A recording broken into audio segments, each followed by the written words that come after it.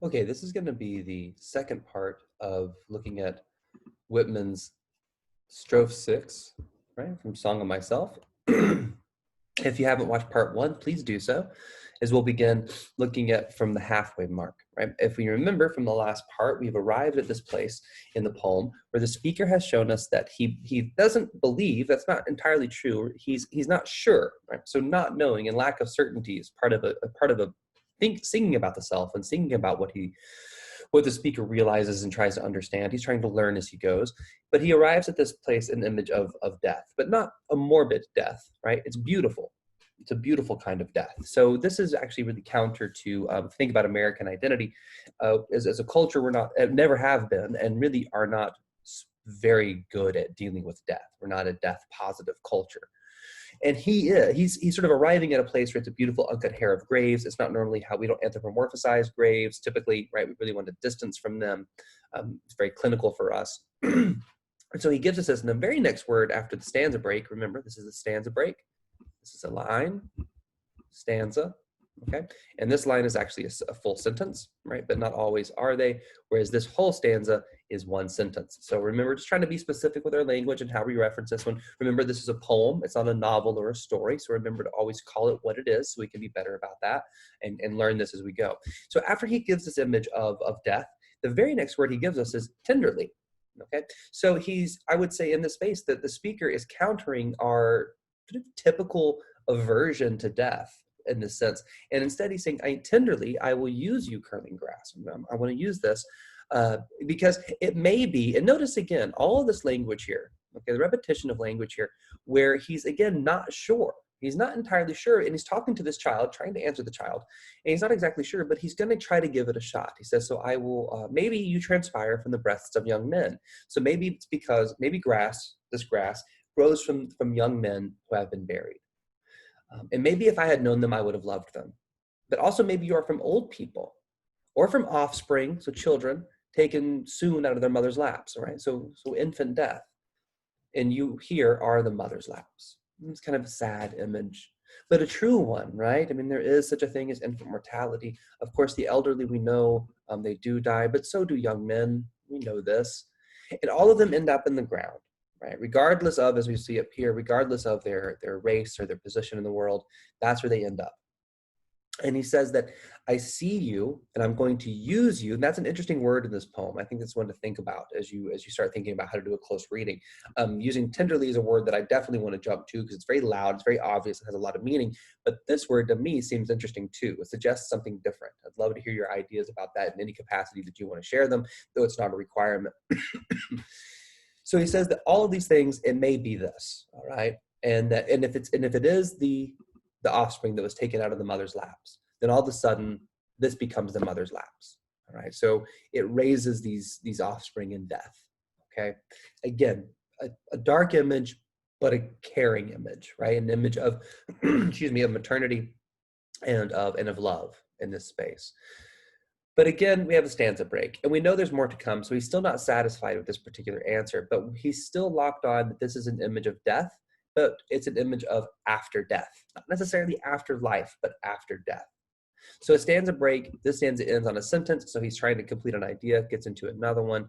Now the grass, so again, we're back to the grass. It's very dark, so it's like a healthy grass, if you will, to be from the white heads of old mothers. So I mean, he's seeing like a color imagery here being used to show that it doesn't really make sense that this would be that. And it's darker than the colorless beards of old men, dark to come from under the faint red roofs of mouths.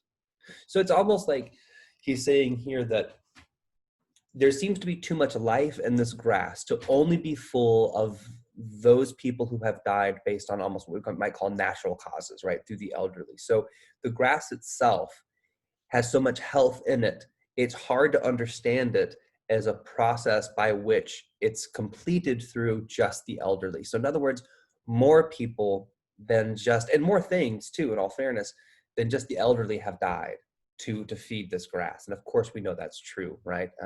That's absolutely true. Oh, I perceive after all so many uttering tongues, and I perceive they do not come from the ribs of mouths for nothing. So here, right, is his realization, stated clearly that he's arriving at in here. So he's saying, I don't understand. It's very dark to be just from the white heads of old mothers and the colorless beards of old men and these faint red roofs of mouths, kind of like these older people.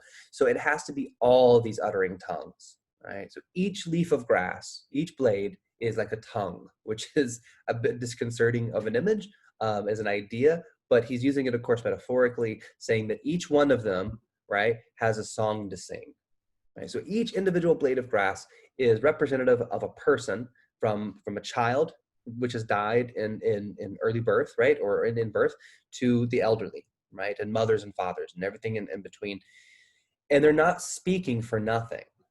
If you go back to the very, very beginning, right, here, I lean and loaf at my ease, observing a spear of summer grass. So from there to here in 6, sorry about the scroll if that's disconcerting, and to 6 is he's saying that when I pay attention to these, when I look closely and paying attention and focusing, that he can hear more than just the fact that they exist, right? And remember, this whole time he's talking to a child, and weirdly, children aren't that creeped out by death talk. Like they can understand this to some degree. And he's saying, look, I get it. Actually, I don't know if that's a fact. Maybe children I don't know children. I have one, but the idea is that he's saying he perceives them as perception, that there's more value to them than just existing, right? That we can learn from grass something. And he says that I wish I could translate, not that I can, but I wish I could translate what they're saying from the dead young men and women, and the hints about the old men and mothers and the offspring. And I wish I could find out what it is that they really have to say, because wouldn't that be nice if we could hear from the dead, to know, what did we do wrong, right? What are we doing wrong? What would the dead tell us if they could listen to us? Do you think they would tell us like, oh, no, definitely stay on Twitter? I mean, they might have some information for us. They might talk to us. He says, I wish I could translate what that is. And then he asks a question. He says, what do you think has become of the young and old men? He's talking to the child, right? And what do you think has become of the women and children, right? He said, what do you think? Well, I don't know. What is grass? What do you think is grass is? He says, well, basically, I think it's the tongue of a lot of dead people. Okay. But then he says, what do you think, right? What do you think about what happens to you when you die? I mean, this is really this question, right? What do you think happens to you when you die, basically? And this is the question, of course, that many people ask, not just children, but it feels like a very childlike question that we have to answer at some point with children and give them an answer to them, because it is. We're always concerned about death and what that means to us.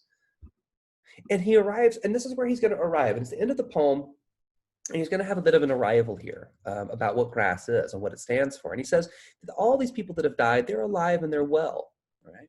And the smallest sprout, the smallest bit of grass shows me that there is no death. That's a very bold idea. It's a very bold idea. But he's saying basically that where there is death, it leads forward into life.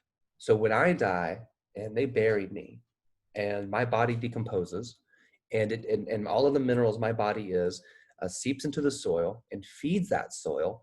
And when the grass comes up, that's me.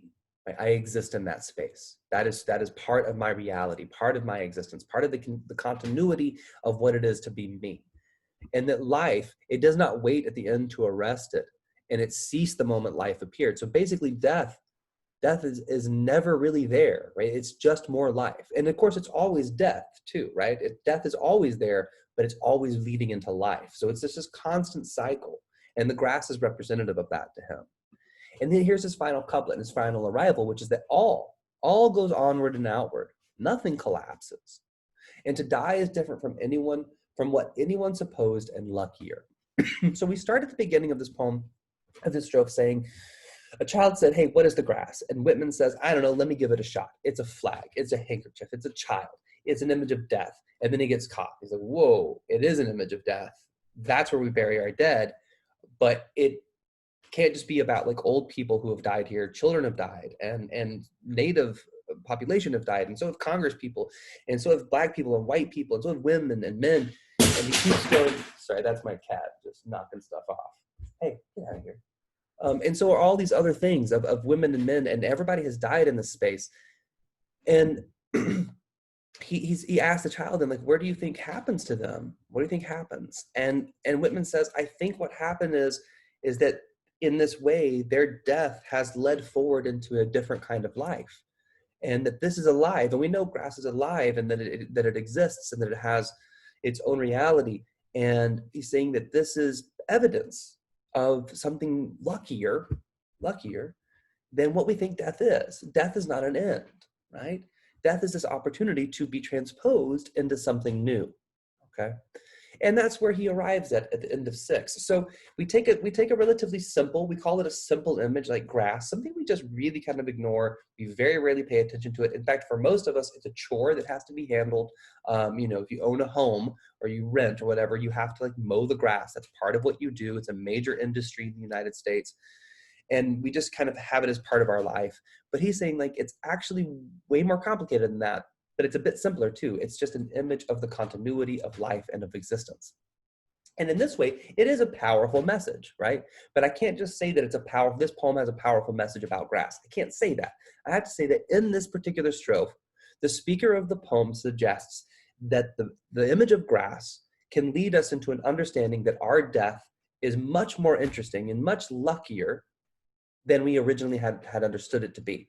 That in fact, our death is exactly what leads forward into the continuity of life for everything else on the planet. Because as we know, as the grass grows, the deer come by and they eat it, and then another predator will come by and it'll eat that deer, and then that will be taken into that body. When that predator is then killed or dies of old age, that will die and go back into the ground. That will come back up. That death of that predator will then feed all the nutrients and the microbes and everything in the soil. That will then come back up to then be eaten, and that is, of course, the circle of life, to quote, Elton John and Simba.